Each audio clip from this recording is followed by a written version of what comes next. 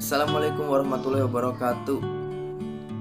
Bantu channel Pahala Kecil ini menjadi besar dengan tekan like, subscribe, dan lonceng notifikasi. Terima kasih. Ustadz, kopi luwak itu halal apa haram?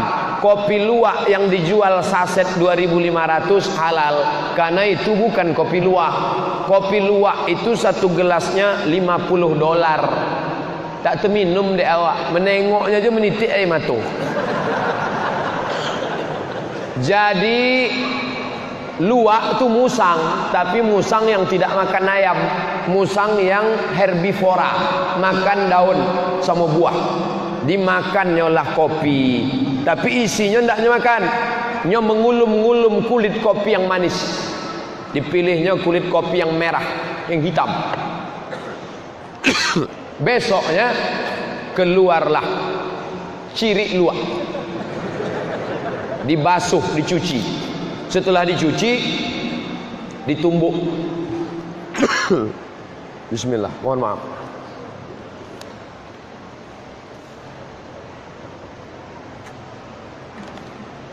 Besok dicuci, lalu ditumbuk, dijemur kering, diminum.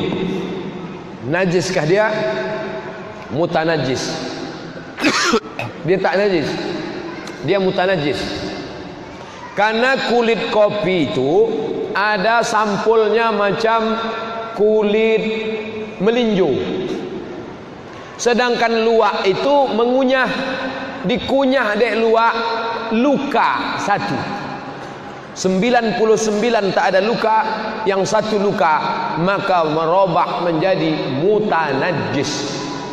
Kalau ada orang mengatakan ciri luwak tidak najis karena sampulnya tak pecah, apakah yakin semuanya tak pecah? Maka dia menjadi mutanajis.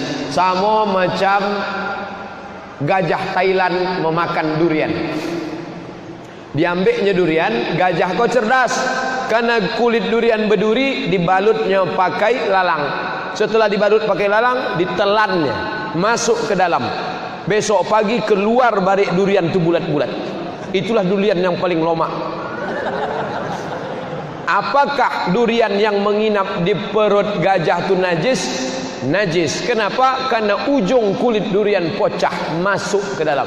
Namanya bukan najis, mutanajis. Begitu kata majelis ulama tentang kopi luwak. Tapi menurut saya tak layak awak minum kopi luwak yang harga segelas 800.000, sedangkan anak yatim banyak belum bayar uang sekolah. Kadang uang awak ni minum tu hanya untuk gaya-gaya saja. Duduk di mana? Starbucks. Padahal Starbucks itu menjadi sponsor LGBT. Jangan lagi minum aja lah kopi Sidikalang. Tapi tetangga ambo bonti minum kopi gara-gara mendengar cerita. Begini ceritanya. Tompek menjemur kopi ko kan luas. Jadi uang yang menjemur kopi ko diangek, dibukanya bajunya. Jatuhlah keringat ketiak ke kopi tadi. Waktunya meludah, kan tak mungkinnya meludah ke topi. Di mananya meludah? Cuy gitu. Sejak mendengar itulah tetangga ambo tak minum kopi, tapi ambo tetap minum kopi. Kenapa ada kopi luwak? Saya pernah baca bukunya, sejarahnya. Ternyata memang hewan ini dia mencari di pohon kopi itu, dan dia tahu dengan ciuman dia tahu ini kopi yang matang, yang bagus atau enggak. Maka dianggap oleh para pedagang kopi luwak ini, kalau luwak yang pilih, dia konsumsi dari sekian banyak biji kopi, maka berarti itu yang terbaik, gitu kan? Itu yang terbaik. Maka dianggap kalau sudah diambil oleh luwak, kemudian luwak keluarkan di kotorannya, maka dianggap itu tetap yang terbaik, gitu. Begitu bahasanya. Maaf kalau saya tidak minum kopi luwak. Kalau saya pribadi, bukan masalah mahal, sudah lewat perut dan kotorannya hewan, gitu. Ya. Tetapi ulama merincikan tentang masalah hal seperti ini. Sama di Indonesia juga ada durian gajah. Tahu nggak? Tahu. Nah, itu gajah, prosesnya gajahnya mengambil dari pohon durian, dililit dengan hidungnya, jadi dia ngambil rumput dulu, kemudian dililit di durian itu supaya tidak menusuk dia, terus ditarik. Kemudian oleh gajah ini ditelan mentah-mentah. Duriannya itu mentah-mentah. Nanti keluar juga, maaf, dari duburnya begitu utuh. Namanya durian gajah. Jadi antum jangan sembarangan beli durian dulu. Nah itu namanya durian gajah. Kenapa jadi mahal harganya? Karena proses masuk dari mulut gajah keluar dari dubur gajah. Itu yang buat dia mahal. Nah sama dengan luwak ini. Baik, sekarang yang kita tanya hukum syar'inya. Bagaimana hukum syar'i?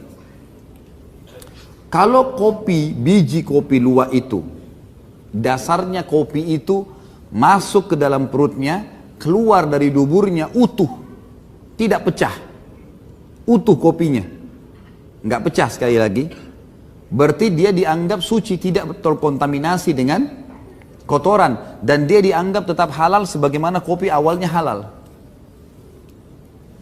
Ini kalau tidak salah juga saya baca di salah satu fatwa MUI kita. Kalau dia keluar utuh maka dia dianggap suci. Yang itu. Kalau dia pecah teman-teman sekalian, sempat pecah, maka dikhawatirkan karena musang ini kan bertaring. Dia tidak boleh dikonsumsi dagingnya.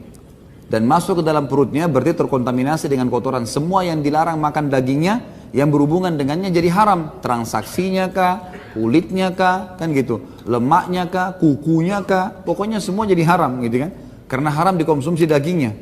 Sebaliknya semua yang halal dagingnya halal dikonsumsi kulitnya lah, apalah segala macam. Nah ini hal-hal mendasar harus diketahui. Nah kalau dia pecah berarti dia terkontaminasi dengan hal yang haram di bagian tubuh hewan itu. Dan ini sebenarnya butuh rincian betul-betul ya, artinya betul-betul harus dipastikan memang kopi itu betul-benar enggak, dia tidak pecah. Dan sekarang ini sebenarnya lebih mudah untuk memastikan, karena saya dapat informasi teman-teman pedagang kopi luwak ini memang sudah memelihara musang secara khusus, gitu kan? Kemudian mereka punya kebun kopi dan musang itu dilepaskan di situ. Jadi memang di dalam peternakan mereka. Jadi lebih mudah sebenarnya kalau betul-betul mau disampaikan hukum syariah, masalah pecah atau tidak pecah kopi itu.